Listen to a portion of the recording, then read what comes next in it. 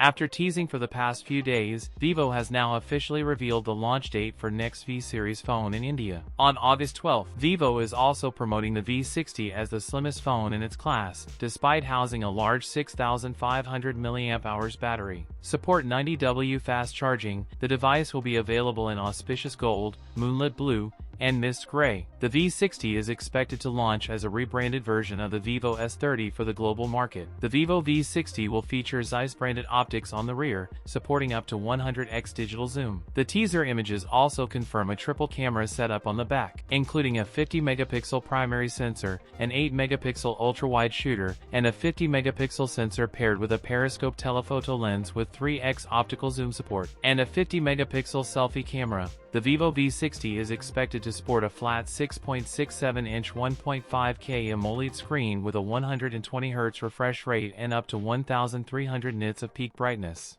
That's it for today's video. If you enjoyed it, don't forget to like, comment, and subscribe for more content. Thanks for watching, and I'll see you in the next one.